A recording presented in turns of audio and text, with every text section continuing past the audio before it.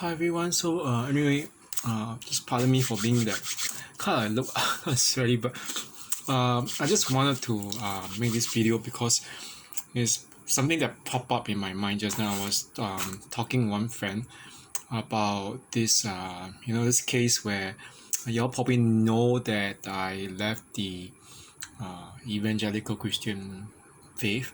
I have a lot of reasons for leaving, and I know that it's too much to narrate within one video.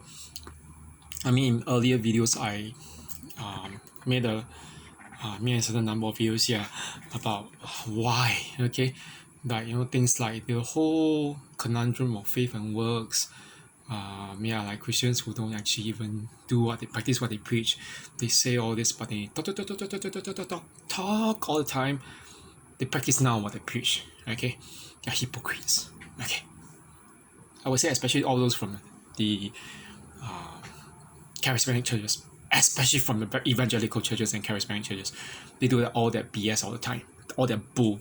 Okay, but that the whole personal experience thing aside, I want to talk about this thing because I bumped into this friend from the gym last time when I was a personal trainer. I was just talking to him about my own, like I have this problem or the fear of choking, which is causing me to really get very scared of eating food. Just eating food. I don't eat food because I'm scared. So that my face kind of like I lost a bit of weight from not eating. Basically, it's been for months. I'm not suffering. It's not really anorexia. I still eat, but I take an extremely long time because I fear choking. And obviously, I think the only person who can help me is not really the doctor, but the psychologist, a clinical psychologist who can address this issue. But one thing I told him, I told not just not the friend, but even another friend just now, I told him, the one thing that I have had enough of was that one friend whom I don't want to talk to anymore anyway, the girl, or the woman, okay, she's like 1 year younger than me, but she's already a mother. I mean, in her 30s, and I mean, her daughter is probably pretty old by now, maybe in her, I think, middle school or something.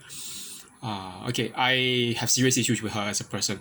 Okay, it's not really on the moral count, but as a person in general, I think that she's been brainwashed by a pastor to, her pastor, the most illustrious heretic from New Creation Church, teaches the hyper grace prosperity gospel. So the whole idea is that you give money to God, okay, open and close with commas in church, you get blessings, and then on top of that, if you have like a sickness or some trouble in life, you basically eat your way, as in eat the communion elements, all your way to health and wealth. Okay, blasphemy. Okay, blasphemy. Blasphemy against the Holy Spirit. And these people, you know what they say? Her pastor tells her to avoid poor and sick people because you know why? They are negative. Okay, so that was what she did to me when I was suffering from my issue. She said, I'm gonna stop talking to you for a time. I won't reply as fast. I want to tell her to go to hell, but I decide not to because I guess she's been brainwashed. She's in a cult church of her own. But there's one thing I wanted to say. This is something that I actually said with that one friend and when I bumped into him in the supermarket, and another friend just now over the WhatsApp. This one friend said something about churches here in Singapore. He said that that he's so sick. Yeah, he used to be a member of New Creation Church, but he left and he stopped attending. He said, he said, you know what he said? He said this thing that was very it was very indemnifying and somewhat even accusatory. I kind of knew where he's coming from. What did he say? He said this thing.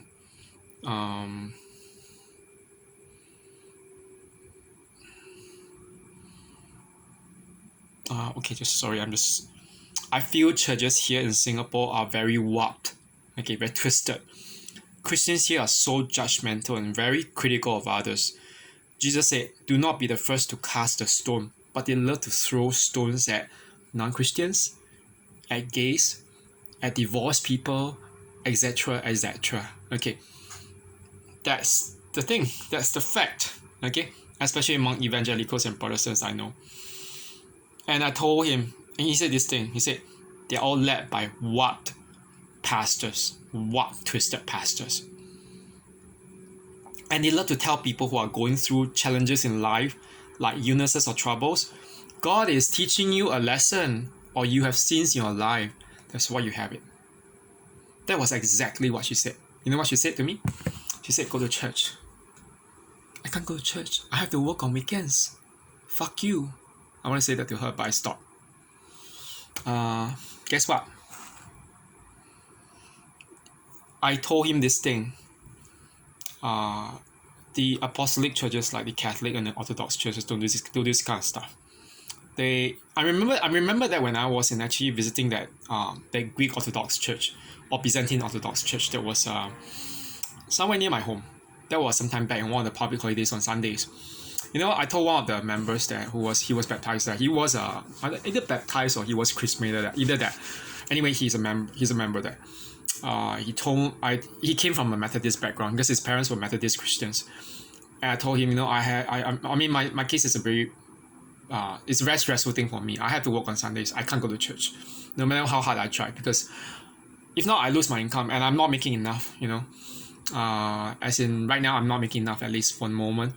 Enough to survive, but not enough to pay off all my school fees. And I don't want to be in that kind of state anymore. I told him that I'm actually, I'm planning to change my life around to go back to studies and everything. And he said, you know, that thing was like, you hear different things from let's say from different kinds of Christians. The Orthodox or the Catholics will say, you know, find your means to do these things. Like, and he said, you have to find your way to get to a new stage of life. That's what he told me. You know, no judgment, no condemnation. As opposed to that freaking friend, that female friend from New Creation Church, who came and told me, go to church. You know what she was thinking? My church, okay? Her church, New Creation Church. You know why? I'll tell you honestly. Okay, something is very sick. You know that she knew that I was not going to attend church. I would not attend any evangelical or any Protestant churches anymore. I was a former Protestant. I was baptized in the Bible Presbyterian Church. I know what they teach, okay?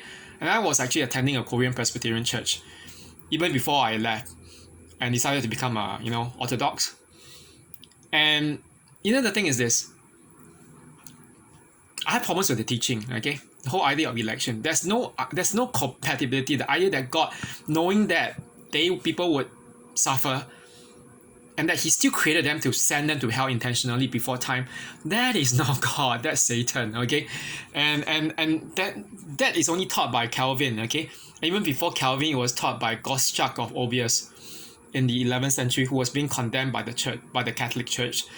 And it is funny because you think about it, that aside, you know, the whole idea of blaming people, you know, it's like I told her, please stop pontificating, please stop trying to convert me, open and close inverted commas, because you don't treat me like a Christian. You want me to be a Christian on the account that I'm a Pentecostal, but I'm not a Pentecostal. I'll never be a Pentecostal. I'm now not even going to be an evangelical. And guess what?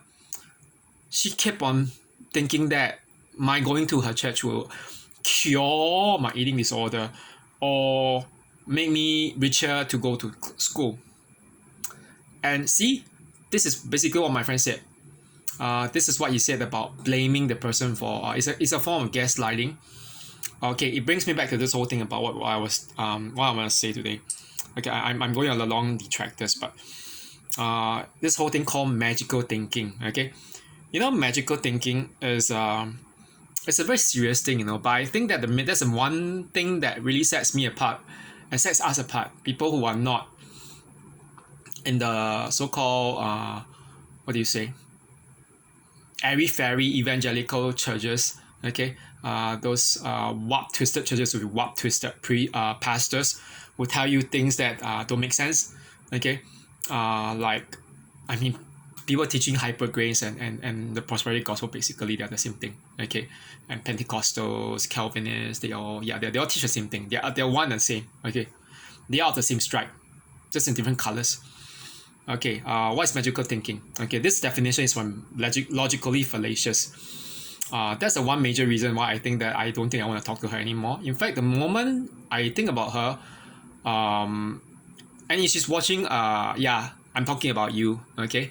That friend here in Singapore. She's actually one of the few people who reminds me of why I don't like evangelical Christians, especially Pentecostals and Calvinists. Okay, it's because of the magical thinking thing. Okay, what's magical thinking? The definition is very clear. Okay, making causal connections or correlations between two events, not based on logic or evidence. Okay, not based on logic or evidence, but primarily based on superstition.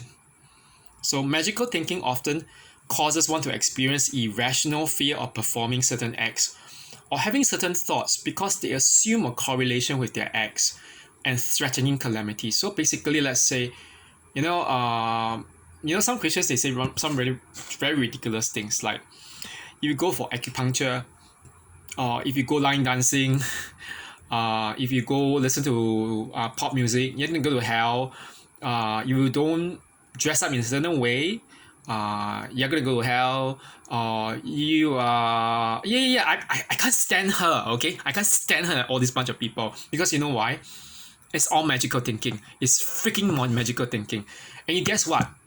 I used to say something about this with narcissists. Narcissists, they can say different things. You know that they are the guiltiest of all this.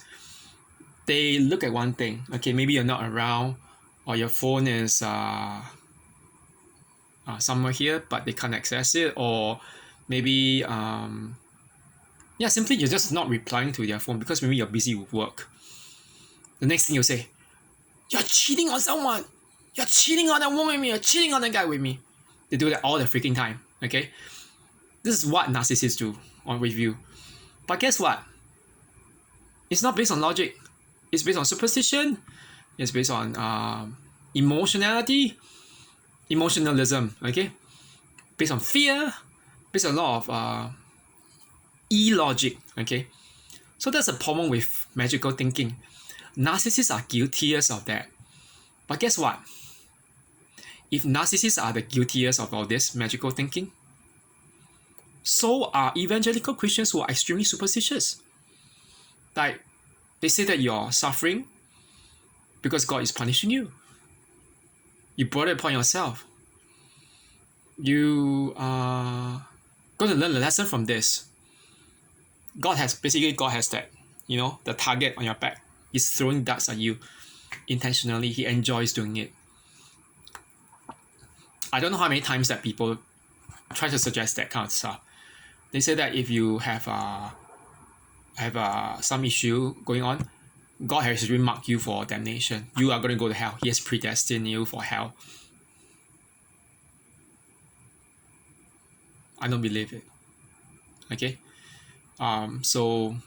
This is magical thinking. It's all bullshit. Okay? Bullshit. My ass. Okay? I don't have any respect for people like that. If I say that narcissists are guilty of that, and these so-called Christians are guilty of that, what makes them?